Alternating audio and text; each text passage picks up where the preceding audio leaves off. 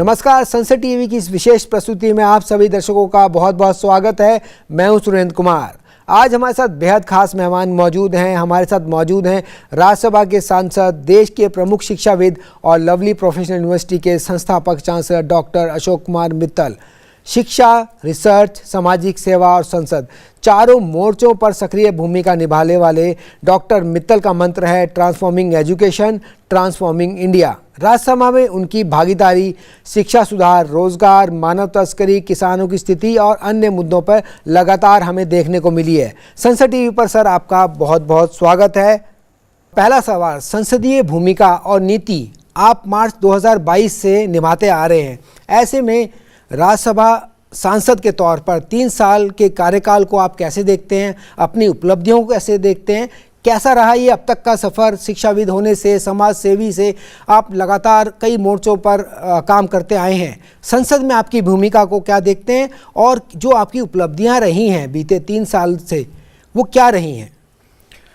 देखिए, पहले तो इधर संसद में जो मुझे आने का मौका मिला, तो मुझे लगता है ये मेरे लिए ज़िंदगी की एक सबसे बड़ी उपलब्धि थी। और यहाँ आने के बाद जो मुझे इधर सीखने को मिला 3 साल में, 3.5 साल में, वो मुझे लगता है मैं जीवन के शायद 58 साल में वो मैंने नहीं सीखा होगा। यहाँ मुझे देश के बड़े बड़े विद्वानों से, बड़े बड़े विचारकों से, बड़े बड़े राजनीतिज्ञ लोगों से मिलने का मौका मिलता है, अवसर मिलता है। और जो मैं उनमें एक बात पाता हूँ कि वो लोग सभी अपने क्षेत्र में बहुत ऊंचे लेवल पर पहुँचे हुए हैं। और मुझे जब भी कभी इशू आता है या कोई बात आती है, मैं उनके पास जाता हूँ, मेरी मदद भी करते हैं, मुझे गाइड भी करते हैं, मुझे हेल्प भी करते हैं और मुझे सिखाते भी हैं। तो मेरे लिए संसद में आना, मुझे ऐसा लग रहा है कि मैं एक विद्यालय के प्रांगण में आ गया हूँ और ज़िंदगी के एक नए तरीके से मैं शुरुआत कर रहा हूँ, एक नए विद्यालय में, जो शायद एक अभूतपूर्व विद्यालय होता है ये। और दूसरा, आपने कहा उपलब्धि, तो चलो मैं नहीं बोलूँगा, लेकिन जो मैंने सीखा या जो मुझे मौका दिया भारत की संसद ने, वो भी एक अपने आप में पूरी ज़िंदगी का मेरा एक बहुत सुंदर पल रहने वाला है। आपको अलग अलग तरीके से इंटरवेंशंस करने का, अपनी बात कहने का मौका मिलता है। वो 0 आवर हो सकता है, वो क्वेश्चन आवर हो सकता है, वो किसी बिल पर चर्चा करने का मौका हो सकता है, वो स्पेशल मेंशन हो सकता है, वो किसी प्रेसिडेंट के भाषण पर चर्चा करने का मौका हो सकता है। तो ये सारे अलग अलग तरीके से मौके मिले हैं। इसके अलावा संसद की कमेटीज़ होती हैं। मैं एक्सटर्नल अफेयर कमेटी में रहा, फाइनेंस में था, अब मैं डिफेंस कमेटी में हूँ। कंसल्टेटिव कमेटी रहती है, मैं पहले होम में था, आज होम में भी हूँ और फाइनेंस में भी हूँ। और इसके अलावा और कई कमेटीज़ में मौका मिला। भारत सरकार ने ऑपरेशन सिंदूर के बाद मुझे ऑल पार्टी डेलीगेशन के तौर पर रशिया और 4 और कंट्रीज़ में भेजा। तो ये जो अनुभव मिला मुझे, जो सीखने को मिला, ये बहुत ही महान है। और मेरे लिए मुझे लगता है ये मेरी ज़िंदगी की सबसे बड़ी उपलब्धि ये है जो मैंने अनुभव लिया है।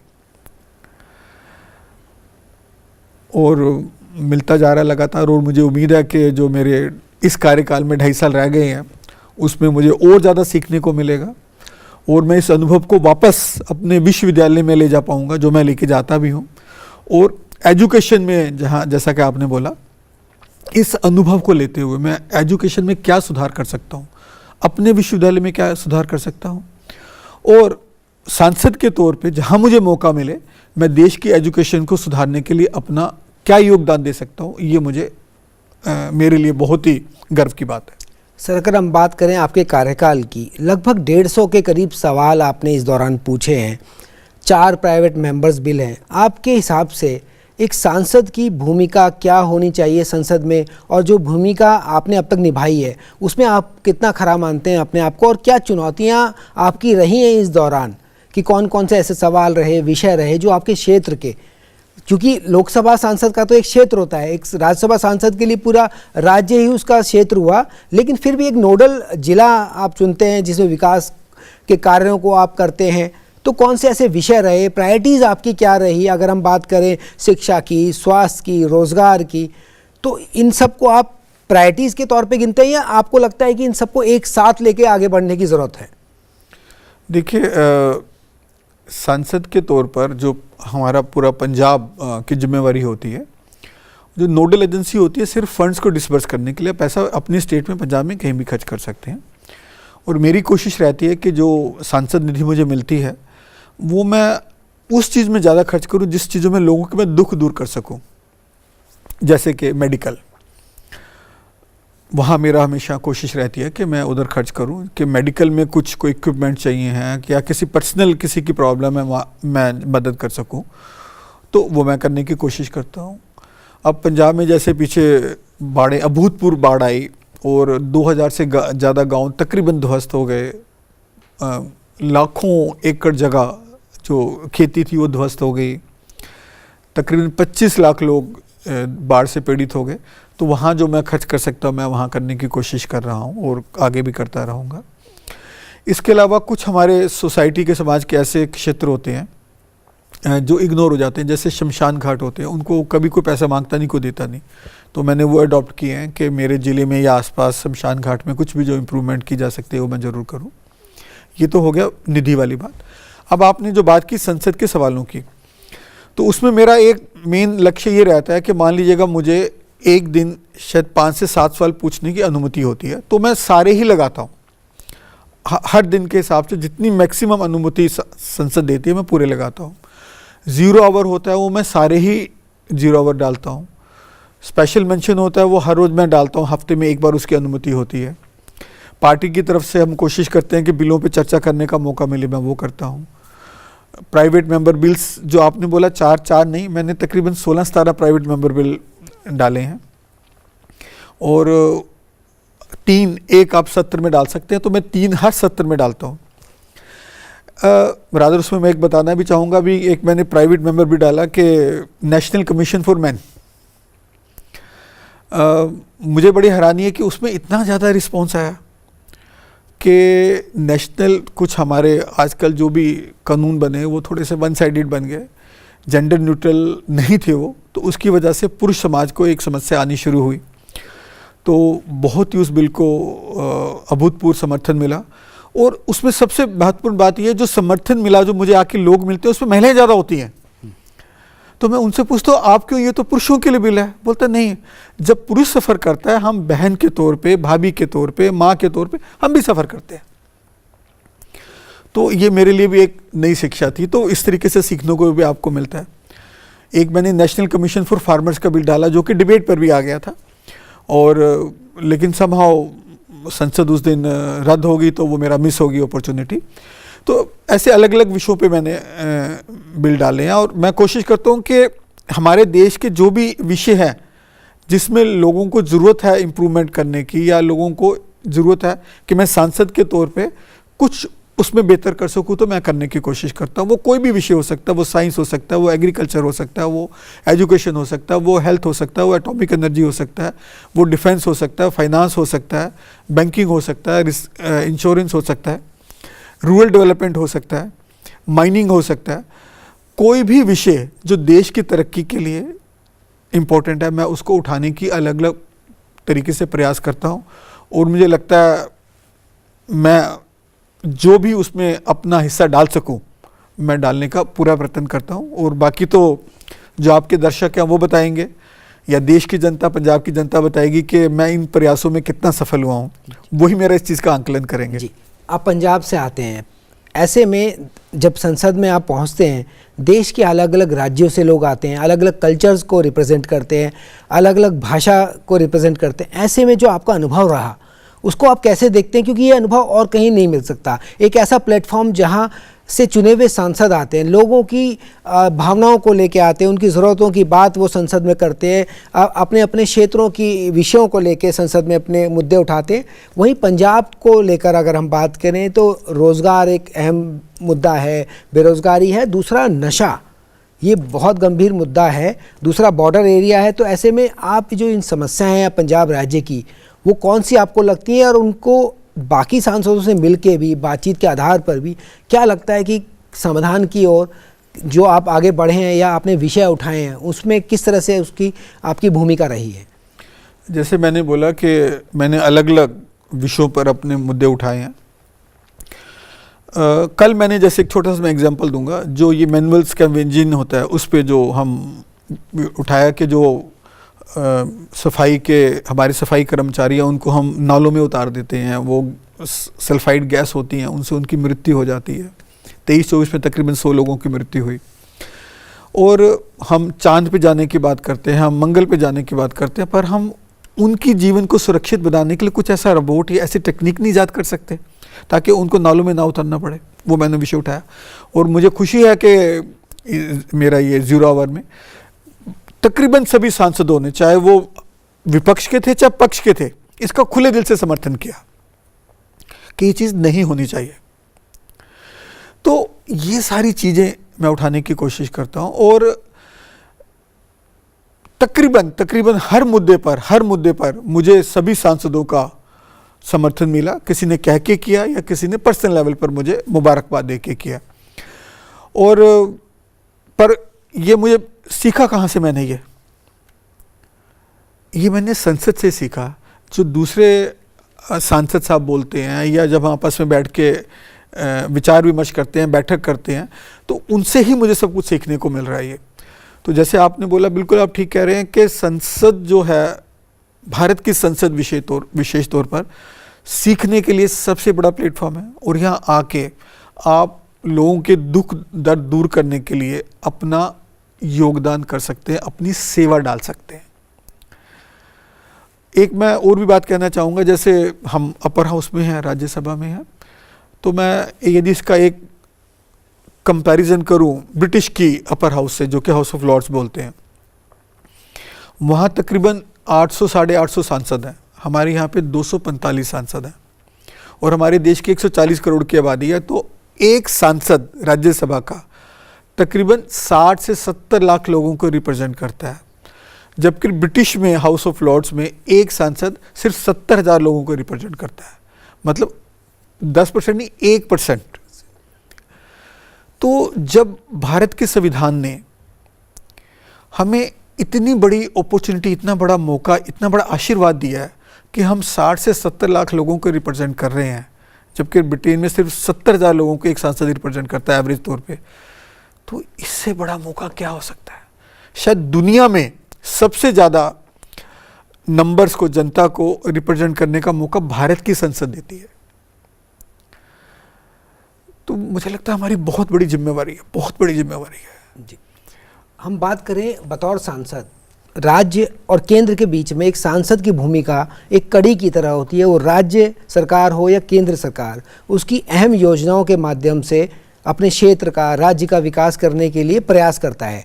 आपको क्या लगता है, कौन सी ऐसी महत्वपूर्ण योजनाएं हैं जिनकी ज़रूरत पंजाब में इस वक्त सबसे ज़्यादा है, या आपको लगता है जिसके लिए आपने प्रयास किए हैं और उसका ज़मीनी स्तर पर इस्तेमाल भी हुआ और उसका असर भी देखने को मिला है?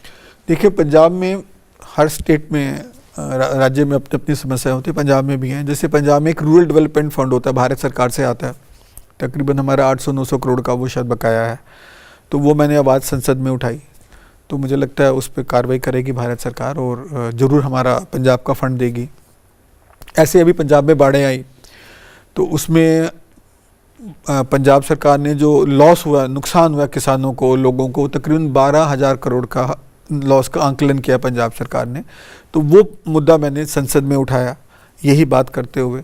तो मुझे लगता है भारत सरकार उसका संज्ञान लेगी और उस समस्या को हल करने के लिए, क्योंकि ये पंजाब ऐसा देश है जिस पूरे देश का पेट भरता है। यदि उधर किसान ही डूब गया, मर रहा है बाढ़ों में, तो पूरे देश को इसका इफेक्ट आएगा, आज नहीं तो कल आएगा। जी, तो ऐसी चीज़ें और बहुत आती हैं।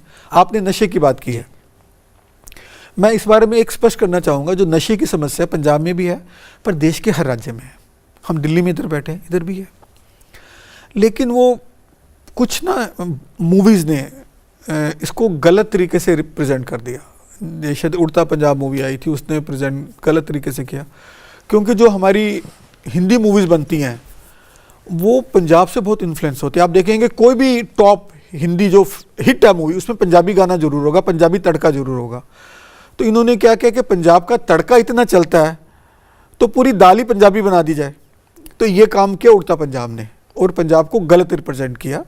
ठीक है, मूवी बनानी थी उन्होंने, वो उनका कमर्शियल सोच हो सकती है। तो इस तरीके से गलत मैसेज चला गया देश में। जितनी समस्या पंजाब में है उतने ही % देश के हर राज्यों में है, लेकिन पंजाब सरकार उस समस्या को हल करने के लिए जो कदम उठा रही है, मुझे नहीं लगता देश की किसी और सरकार ने ऐसे कदम किए हैं और उसमें कामयाबी पाई हो। ऐसी और समस्याएं हैं। तो आपने बेरोजगारी की बात की, यदि बेरोजगारी के हम आंकड़ों की बात करेंगे देश के और पंजाब के, या पंजाब के और राज्यों के, हम पाएंगे पंजाब में सबसे कम बेरोजगारी है। उसका एक सिंपल सा मैं एग्जांपल देता हूँ, कम है। देखिए, पंजाब में खेती होती है, पंजाब में फैक्ट्रियाँ हैं, उन सबको खेती मजदूर या फैक्ट्री के मजदूर कहाँ से आते हैं? देश के अन्य राज्यों से आते हैं, यूपी से आते हैं, बिहार से आते हैं, वेस्ट बंगाल से आते हैं, और जगह से आते हैं। क्यों आते हैं? क्योंकि वहाँ जॉब अपॉर्चुनिटीज ज़्यादा हैं, तभी आ रहे हैं ना, तभी सभी आ रहे हैं और जॉब पा रहे हैं। तो पंजाब में तो बेरोजगारी की समस्या ज़्यादा है ही नहीं, सबसे कम है। अगर हम बात करें, आपने संसदीय समितियों की बात की, कई अहम समितियों का आप हिस्सा हैं, रहे हैं, आपका अनुभव कैसा रहा है संसद की समितियों में?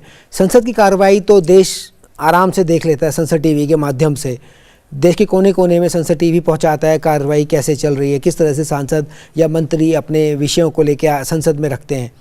संसद की समितियां कैसे काम करती हैं, उनकी भूमिका को आप कैसे देखते हैं? संसद की कार्रवाई से इतर कैसे मानते हैं, उसकी महत्ता कितनी है? दो क्वेश्चन आपके बनते हैं, मैं एक एक करके जवाब दूंगा। पहली बात तो अंदर कैसे काम होता है, संसद में कैसा होता है और संसद की समितियों में काम कैसे होता है, तो मैं उसमें बोलूंगा उन दोनों में जमीन आसमान का अंतर है। संसद के अंदर जब हम बैठे होते हैं, हम पक्ष और विपक्ष होते हैं। सत्ता पक्ष ने अपने तरीके से बात करनी है, विपक्ष ने अपने तरीके से बात करनी है, और आपका ये संसद टीवी वहाँ चल रहा होता है। तो हम सबको, दोनों साइड्स को ये होता है कि जो मेरे इलेक्टोरेट हैं, जो मेरे वोटर हैं, जो मेरे ऑडियंस है, मैं उनको दिखाऊं, देखो मैंने मुद्दा इतने जोर शोर से उठाया। और पक्ष को ये होता है, सत्ता पक्ष को, कि देखो हमने ऐसा जवाब दिया कि विपक्ष धराशायी हो गया। फिर हम कहते नहीं, हमने फिर काउंटर क्वेश्चन करके सत्ता पक्ष को धाराशायी कर दिया। तो इस तरीके की मेंटालिटी रहती है, क्योंकि आपका टीवी इसमें सबसे बड़ा योगदान पेश करता है। तो वो शायद सच्चाई नहीं होती। लेकिन जब ये समिति में हम बैठते हैं तो वहाँ ना पक्ष होता ना विपक्ष होता, कैमरा नहीं होता, तो खुल के हम बात करते हैं। यदि विपक्ष के तौर पे मैं किसी मुद्दे को उठाता हूँ और सरकार की किसी पॉलिसी, किसी प्रोसेस, किसी लॉ के खिलाफ बोलता हूँ, तो पक्ष वाले लोग, सत्ता पक्ष वाले लोग भी उतने ही जोर शोर से सरकार की कमियों को वहाँ उजागर करते हैं। मतलब दोनों पक्ष पूरी ईमानदारी से अपनी बात करते हैं। जो भी हमारे नेता होते हैं या चेयरमैन होते हैं कमेटी के, सुनते हैं और दोनों साइड्स को खुल के बराबर का मौका देते हैं। और आप देखते होंगे, मुझसे ज़्यादा आपका अनुभव है कि जो रिपोर्ट्स बनती हैं उसमें सरकार के खिलाफ खुल के लिखा होता है, कोई सरकार को छोड़ा नहीं जाता। हाँ, सरकार उस रिपोर्ट की रिकमेंडेशंस को माने या ना माने वो बात अलग है, पर लिखा खुल के जाता है। और मैंने तो देखा, लिखने की बात आपने कही, तो ज़रूरी थोड़ी है सरकार के खिलाफ ही हो, योजनाओं की बात हो या बिलों की बात हो, उस पर आम राय आपका कहना है कि स्पष्ट होती है, चाहे उसमें पॉजिटिव पॉइंट्स हो चाहे नेगेटिव हो। आपके अकॉर्डिंग ये कहने का आप ईमानदारी से होते हैं। जी जी, उस कमेटी में जो बात होती है वो ईमानदारी से होती है। संसद के अंदर जो बात होती है वो जीतने या हारने के हिसाब से होती है, शायद उसमें ईमानदारी कम होती है। शायद इस तरीके का प्रोसेस ही इस तरीके का बना हुआ है। अगर हम बात करें, आप एक अहम डेलीगेशन का हिस्सा थे, ऑपरेशन सिंदूर, जिसका जिक्र आपने किया, कैसा अनुभव आपका रहा उस डेलीगेशन के दौरान? आप बाहर गए, आपने चर्चा की, तो कैसा रिस्पांस आपको मिला? किस तरह की जो टीम थी वो, किस तरह का अनुभव आपका रहा? देखिए, मैं जो ऑल पार्टी डेलीगेशन के तौर पे गया था, 7 डेलीगेशन जिस एक में मैं था, जो रशिया, स्पेन, स्लोवेनिया, लातविया और जैसे देशों में गई थी। वहाँ मुझे खुशी है कि भारत सरकार ने मुझे चुना और वहाँ मुझे भारत सरकार का पक्ष रखने का मौका मिला। ऑपरेशन सिंदूर में हमने क्या किया और उससे पहले पाकिस्तान ने हमारे खिलाफ क्या किया। हमारे 26 लोगों की निर्मम हत्या कर दी। और कुछ वहाँ के जो हम मिले, वहाँ के पार्लियामेंटेरियन से मिले, वहाँ के फाइनेंस, वहाँ के एक्सटर्नल अफेयर मिनिस्टर या डिप्टी एक्सटर्नल अफेयर मिनिस्टर से मिले, वहाँ के थिंक टैंक से मिले, वहाँ के मीडिया से मिले, वहाँ के भारत के अपने जो हमारे डायस्पोरा उनसे मिले। तो उनमें कुछ भ्रांतियाँ थी, उनको लगता था शायद भारत ने पाकिस्तान के साथ कुछ अन्याय किया है, लेकिन उन भ्रांतियों को हम पूरी तरह दूर कर पाए। और वहाँ देखिए खूबसूरती क्या थी उसमें कि जैसे हमारे डेलीगेशन में 5 MPs थे और उसमें 4 ओपोजिशन के थे, एक सिर्फ रूलिंग सत्ता पक्ष का था, और जो चेयरपर्सन थी वो भी ओपोजिशन की थी। तो देखिए, और हम पांचों ने मिलके देश के पक्ष की बात की और बाकी डेलीगेशन ने भी सेम ऐसा ही किया, वो किसी भी पार्टी का रहा हो। तो ये अपने आप में कितनी बड़ी हमारी संसदीय सिस्टम की खूबसूरती है कि जब हम देश से बाहर हैं, हम सिर्फ देश के हैं, कोई पक्ष नहीं है, कोई विपक्ष नहीं है, और ये चीज़ पूरी दुनिया में अप्रिशिएट हुई। इस बारे में भी लोगों में गलतफहमी थी कि भारत में तो पक्ष विपक्ष लड़ता रहता आपस में, लेकिन वहाँ हमने एकजुटता दिखाई, खुल के भारत के पक्ष का समर्थन किया और पूरी दुनिया को एक अच्छा मैसेज दिया कि पाकिस्तान ने जो भारत के साथ गलत किया, भारत ने उसका कड़की से जवाब दिया और उनको दिखा दिया कि आप भारत की तरफ देखेंगे तो भारत आपकी आंखें नोचने में पीछे नहीं रहेगा। जी, जिस तरह से आपने बताया भारत की छवि को आपने दुनिया में बदला, जो छोटे मोटे शंकाएं थी उसको दूर किया। ऐसे में अगर भारत की छवि की बात करें, शिक्षा को लेकर हम बात करें, शिक्षा में आपका लगातार अनुभव रहा है, निजी विश्वविद्यालयों की हम बात करें तो सरकारी विश्वविद्यालयों की बात करें, तो ऐसे में जो शिक्षा की गुणवत्ता है वो कैसे बेहतर हो और अंतर्राष्ट्रीय स्तर पर भारत फिर से एक शिक्षा का हब बन सके, वर्तमान में स्थिति क्या है और अंतर्राष्ट्रीय जो अभी छात्रों का रहता है कि विदेश में जाके पढ़ना है या इस तरह की चीज़ें, उसको कैसे बदला जा सकता है और किस तरह की भूमिका आपको लगता है इसमें होनी चाहिए, और आने वाले 5 सालों में आपका विजन क्या है बतौर सांसद? देखिए, बतौर सांसद आप मुझसे पूछेंगे, जो भारत की शिक्षा है, यदि मैं उसकी गुणवत्ता की बात करूं तो उसमें हम पीछे नहीं हैं। हमारे जो विश्वविद्यालय पुराने हैं, IITs हैं, IIMs हैं या कुछ अच्छे प्राइवेट विश्वविद्यालय हैं, उनका नाम पूरी दुनिया में बोलता है। शायद क्योंकि हम डेवलपिंग कंट्री थे तो हमने शायद जो हमारे बड़े और अच्छे विश्वविद्यालय थे उसमें विदेशियों को एंट्री अलाउड नहीं थी, एडमिशन अलाउड नहीं थी, आज भी नहीं है। तो उस वजह से यूरोप के लोग, अमेरिकन लोग वो हमारे विश्वविद्यालयों में नहीं आ पाए। तो वो एक मैसेज गलत चला गया कि भारत की शिक्षा शायद पीछे, ऐसा नहीं है, क्योंकि हम ही ने नहीं उनको अलाउ किया। तो अब देश के तौर पे जो मैं सरकार से भी निवेदन करूंगा कि आप कुछ सीटें, ज़्यादा नहीं, कुछ सीटें 2-5% या कुछ ऐसी अमेरिकन, यूरोपियन या जो भी बाकी विदेशी देश हैं उनके लिए खोलें, ताकि वो आके हमारी जो भारत के प्रीमियम विश्वविद्यालय हैं या संस्थान है उसमें एडमिशन लें, उनको पता लगे भारत की शिक्षा कैसी है, अच्छी है भारत की शिक्षा। हाँ, यस, इसमें इम्प्रूवमेंट्स की ज़रूरत है, इसमें कोई दो राय नहीं है, पूरी दुनिया में भी ऐसा ही है। यदि मैं अमेरिका की बात करूं कि अमेरिका में जाते हैं हमारे बच्चे, किस में जाते हैं? टॉप 100 विश्वविद्यालयों में जाते हैं। यदि वो और उसमें से भी टॉप 20 में जाएं तो उनको जॉब मिलती है, बाकियों में वो भी जॉब नहीं मिलती। जो टाइम्स हायर एजुकेशन लिस्ट है उसके टॉप 20-30 में यदि उनको एडमिशन मिलता है तो जॉब मिलते हैं, अदरवाइज वहाँ भी नहीं मिलती है। तो वो सब जगह सेम ही सिचुएशन है। आप यूरोप के चले जाएं, वहाँ भी यदि हम लंदन की, यूके की बात करें तो 5-7 ही विश्वविद्यालय हैं, यदि उनमें आपको एडमिशन मिल गया तो आपको जॉब मिलेगी, अदरवाइज बाकी में नहीं मिलेगी। तो इसमें हम भी पीछे नहीं है, लेकिन अगेन परसेप्शन गलत बन गया हमारा। तो उस परसेप्शन को दूर करने की ज़रूरत है और वो भारत सरकार कर सकती है और हम उसमें सहयोग देने के लिए तैयार हैं, पर मुझे लगता है वो होगा।